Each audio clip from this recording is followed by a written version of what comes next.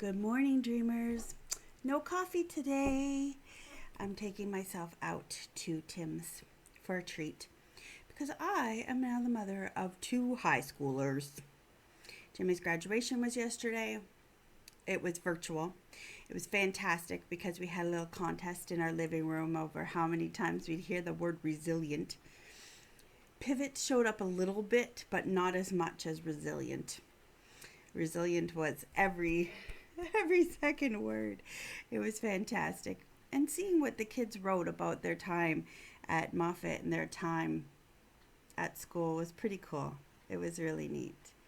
There was one option for them. They could say what their past year at school had been in 3 words, and one person put online school bad. Like, yeah, poor honey. Oh, but before the thing started, we had to wait for the live stream to begin. And so I was just scrolling on, like, I think I chose TikTok. Yeah, I did.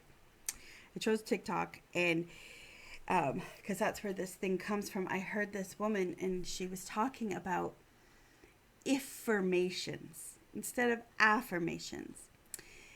She was describing how affirmations sound like there's a place for them for sure, but they sound trite. They sound sometimes cliche. They become cliche. And they look like things that need to go on a needle work and put on a wall.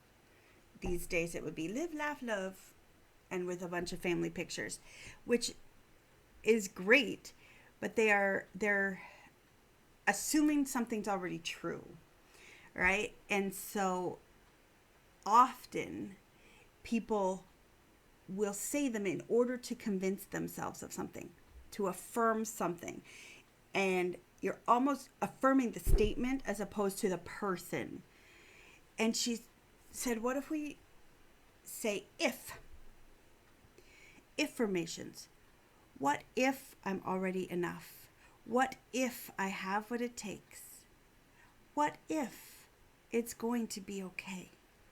What if we're almost through this part of the journey?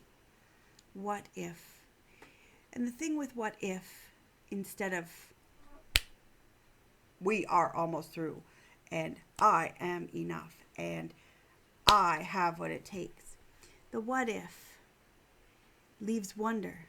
The what if leaves room for hope.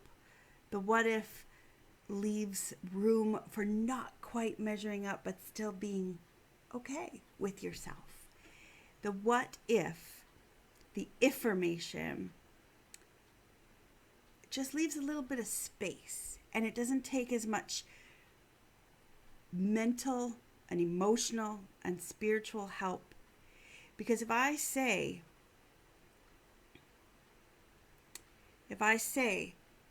I have this ability to do ...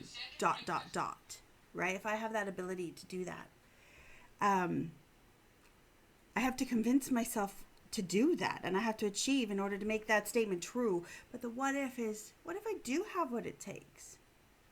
It's very reminiscent of Philippians. I can do all things through Christ who strengthens me. You gotta finish the sentence. You can't just say, I can do all things.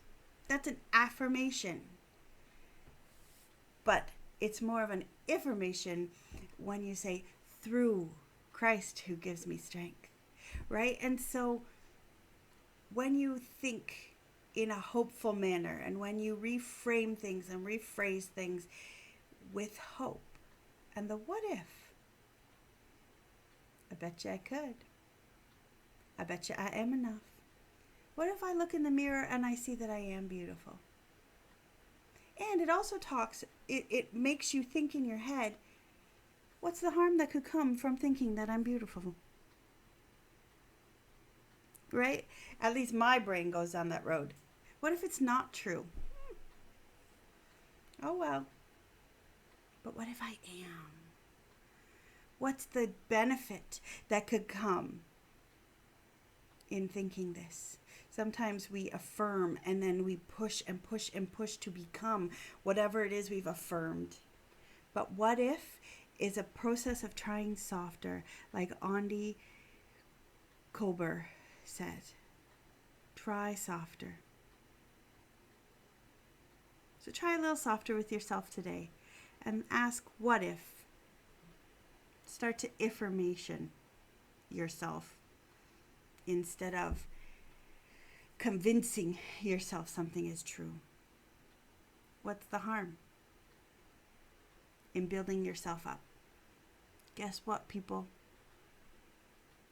There isn't any harm in hope. But remember to finish the sentence. The Creator made you. The Creator gave you everything you need. So as you use hopeful sentences, don't forget to aim them in His direction. Have some sweet dreams. Bye.